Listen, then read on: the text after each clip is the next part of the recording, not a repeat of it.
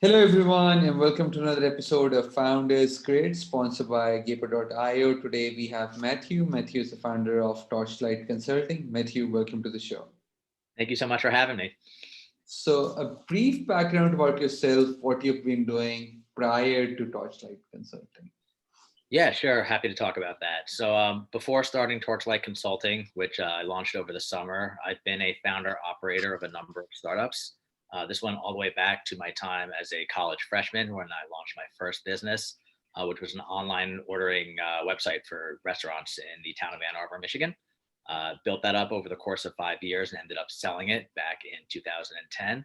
And from there, I completely caught the bug for being an entrepreneur. And I launched several businesses after that. So, first business was called Gift Connect, and we dealt with celebrity sponsorships and programmatic ad buying, helping brands reach a broader marketplace of their customers through sponsorships. And after that, I worked in short-term property management and hospitality, built up a business called Makomi. Originally it was called Metro Butler, and we ended up doing a pivot and relaunching a different brand. And that was helping people rent out their homes on the short-term rental economy. So sites like Airbnb and VRBO, we really handled all of the operational efficiencies and let people really just travel, rent out their homes while they were gone and make money doing so. So that's been, kind of my path as an entrepreneur over the last almost 15 years. And really since the summer, I've temporarily hung up my founder's hat to get onto the consulting side, helping other people launch their businesses, especially at a time like this, when it's difficult to raise capital, when it's difficult to launch a business and find the right talent, given what we're going through with COVID. It seemed like a really necessary step to help others launch their dreams. And I've been really, really happy and excited to help so many founders be able to do so. So, interesting journey. So, can you elaborate a bit more on Torchlight Consulting, starting in the middle of pandemic and everything, how's the journey been so far? How's the experience been so far? Yeah, so a lot of my clients have actually come to me through referrals, organic inbound people who they're looking for something very specific in their startup. Sometimes they need to raise money. Sometimes they need the right strategic partners and introductions because they aren't part of that network. Sometimes they're looking for great co-founders. Sometimes they really need to build an operational or growth roadmap, to get from stage A to stage B. So they've come to me through my website. They've come to me through referrals, through vendors that I've worked with, former employees and colleagues, knowing that I have founded my own businesses and helped them grow and been able to sell portions of the businesses off and raise millions of dollars for them. They really are looking for somebody who can help show them the way. And sometimes it's as simple as showing where the pitfalls are and how to avoid them. So much of being a founder is learning from experience and learning from your mistakes. So for a lot of first-time founders, they just kind of need to know what those basic mistakes are. So I've been working, right now I'm working with about 15 different companies, some of them on longer-term projects, some of them on shorter-term. And it really is all over the map for the things that I named earlier, helping to build the right documentation, internal administrative materials, pitch documents, data rooms for helping to bring in capital, and then bringing on the right team to execute on growth and operations. Most of the companies that I work with, they really are all over the map. I don't deal with a lot of highly technical, highly scientific based companies. So not a lot in robotics and AI, not a lot in crypto, but anything that's consumer focused, anything that's B2B focused, whether we're talking about, product or technology services, very comfortable with. And my portfolio has a lot of those different types of companies. That's interesting. So, okay, just maybe a key takeaway. What top three pieces of advice were you giving to founders last year around summer or fall? Because especially someone who had just started and got hit by multiple turbulence of COVID and those kind of things. So what advice were you giving to them? Yeah. So, first is making sure that they really have conviction in what they're doing, that they believe that this is something that's sustainable, something they were inspired by, and not just trying to capture the current moment of COVID. There's so much that we don't know about the economy, people's marketing behaviors, how we're going to get out of this, whether it's a month from now or 6 months from now, that you see a lot of companies that, somebody was sitting at home and saying, oh, I know what I can bring to the market given what we're all going through regarding COVID. And that's not, a sustainable business plan. That's trying to seize on some smaller opportunity. So for some of the companies that have come to me with ideas that are very COVID specific, I've really pushed them on trying to think bigger than that and how their business can still be very sustainable and growth centric, even beyond this current situation that we're in. So that's the first. Secondly, is to really look for the reasons to be optimistic about opportunity as opposed to being, scared. Again, this is related a lot to what we're dealing with right now and how much we don't know. But with kind of scary circumstances and an uncertain future, there is amazing opportunity.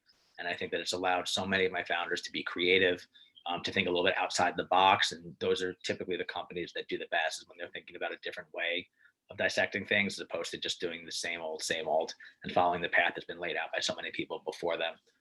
And then the third thing that I've really, been stressing with a lot of the founders I've been working with is to have some conviction, putting on the blinders and not be as concerned with competitors and what they might be doing or how they might be following you.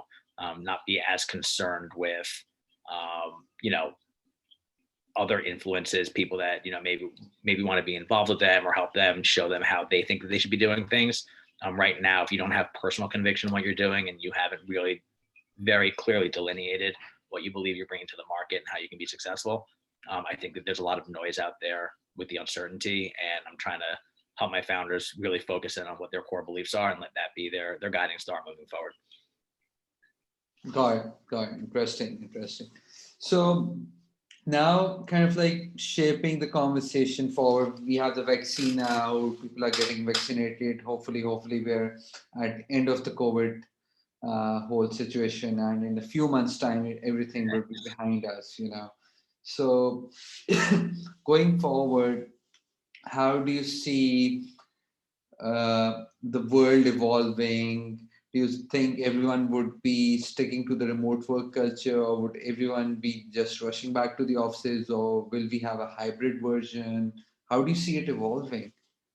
I think it's going to be a hybrid of the two. We were seeing, I think, pretty massive forces pushing towards some type of remote work before COVID happened. I know that, the company that I worked at, we went remote the November before COVID, having nothing to do with health, just having to do with efficiency, really encouraging people to travel, to move about. We wanted them to have very fulfilling work-life balance. And one of the ways that we were able to do that was through remote work, not to mention having a much larger distribution of talent to be able to recruit. If you have a single office, especially for a startup that usually only have one location, you really are limiting your potential employee pool by only hiring from one area. So I think that we've been moving towards more of a remote culture for work for really a year or two already. I don't see that slowing down. I think COVID has accelerated some of those themes, but I definitely anticipate moving into this next year, whether we're talking about 2021 or into 2022 and beyond. I think that more companies, especially larger companies, are going to be significantly more comfortable with having people have more flexible schedules, hybrid schedules in office as well as at home. So that's the first thing. I do think that when cities, especially the ones that are the most congested and highly populated, and have really seen a lot of decrease in happy hours and outdoor dining and crowded offices and conferences. I do think that we're going to see a huge boom in that once people feel safe, because they're going to be craving it. But after that initial rush, whether it's 6 months or a year of people being really excited to be around others again, I do think that we're going to start to witness a hybrid model where people are taking a little bit more advantage of working from home, working remotely, traveling more, having, secondary homes or rental properties that they're staying in for short periods of time. So, Melchi, I'm really enjoying the talk, but my marketing team kind of like forces me to keep them within like 12 minutes. So my last question would be in regards to personal productivity hacks, to be more productive during COVID, taking care of the mental health of yourself and the ones around you. What changes you've adapted in your life? What have you started doing, especially, living in New York, where spaces are limited, but what have you adopted to cater to all of that?